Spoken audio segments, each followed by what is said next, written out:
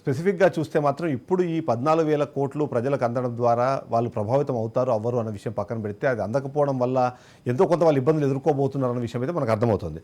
ఒకసారి రాయపాటి అన్నగారి దగ్గరికి వెళ్దాము. అన్నగారు, ఇప్పుడు మనం చూస్తున్నాం మీరు చాలా క్లియర్‌గా ఫస్ట్ స్టేట్మెంట్‌లోనే చెప్పారు వీళ్ళు చేసే ఈ జిమ్మిక్కులేవి పనిచేయవు, ఓటర్లు ఆల్రెడీ డిసైడ్ అయిపోయారు అని. కానీ అలాంటప్పుడు ఇలాంటి ఒక కార్యక్రమం జరుగుతున్నప్పుడు మీ సైడ్ నుంచి కూడా మీరు ఇనిషియేటివ్ తీసుకొని ముందుకెళ్లాల్సిన అవసరం లేదంటారు నిజంగా. ఎందుకంటే వాళ్ళ ప్రజలు దానివల్ల ఇబ్బంది పడుతున్నారు.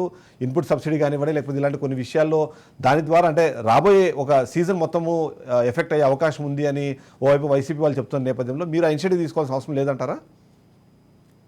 సార్, పొలిటికల్ పార్టీలు అనేవి ఇక్కడ పక్కన పెట్టి యాజ్ ఏ హ్యూమన్ బీయింగ్ గా మీరు నేను ఈ టాపిక్ ఇక్కడ డిస్కషన్ చేద్దాం, ఇక్కడ ఎండ్ చేద్దాము.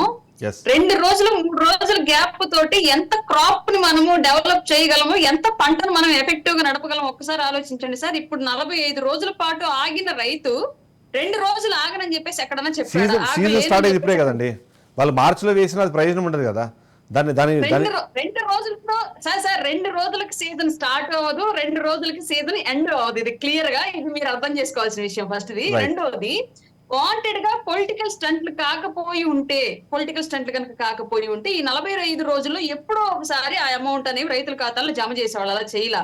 కాంట్రాక్టర్లు అనేవాళ్ళు సింగిల్ అమౌంట్ వాళ్ళు పని చేశారు, పనికి కూలీ తీసుకోవడం, దాన్ని పర్టికులర్ గా పథకం లాగా ప్రభుత్వం ఇచ్చేది కూడా కాదు. ఎవరైనా మనం ఒక పని చేసినప్పుడు మనకు రావాల్సిన రాయితీని మనం తీసుకోవడం అనేవాడు. కాంట్రాక్టర్లకు మాత్రము ఇన్ టైమ్ లో బిల్లులను సబ్మిట్ చేసి బడ్జెట్ లో డబ్బులు అకౌంట్ లో డబ్బులు లేకపోయినప్పటికీ కూడా ఉన్న డబ్బులని కాంట్రాక్టర్లకు సర్ది ఎందుకు ఇన్పుట్ సబ్సిడీని డిలే చేశారు. ఫస్ట్ ఇది ఇన్పుట్ సబ్సిడీ అనేది రైతులకి ప్రభుత్వాలు ఇస్తున్నటువంటి పథకాల కింద వెళ్లేవి కాబట్టి అవి ఖచ్చితంగా ఎలక్షన్ ఎఫెక్ట్ చేస్తాయి అని చెప్పేసి ప్రభుత్వానికి తెలీదా, ప్రభుత్వ సలహాదారులకు తెలీదా, సిఎస్ జవహర్ రెడ్డి గారికి తెలీదా? వాటికి సంతకాలు అయినటువంటి డబ్బులు వీటికి ఎందుకు సంతకాలు అవ్వలేదు, వీళ్ళ అకౌంట్లకు ఎందుకు పడలేదు? మల్టిపుల్ అకౌంట్స్ అనేవి పెద్దగా ఇంపాక్ట్ చూపించే విషయము, సింగిల్ ఆర్ డబుల్ అకౌంట్స్ అనేవి అంతగా ఇంపాక్ట్ చూపించిన అంశాలు.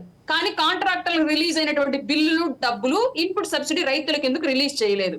ఇది పూర్తిగా ప్రజలని మీ డబ్బులతో మిమ్మల్ని కొంటున్నాము అని చెప్పేసి తీసుకోవడం తప్ప అభివృద్ధి కోసం వాళ్ళ క్రాప్ కోసం చేసిన పని ఇది. లేదంటే ఎలక్షన్ కు ముందు సామాన్యుడిని ఎమోషనల్ బ్లాక్ మెయిలింగ్ చేయడమా? ఇది అందరి ముందు ఉన్న ప్రశ్న. ఇప్పుడు నాట్ ఓన్లీ జనసేన టీడీపీ ఇంకోటి కాదు, ఇప్పుడు సామాన్యుల్లో ఉన్న ప్రశ్న ఇది. 45 రోజులుగా తెలుగు ప్రశ్న. నేను హైదరాబాద్ లో ఉంటాను, నాకు తెలియక ఆంధ్రప్రదేశ్ లో వర్షాలు పడుతున్నాయండి.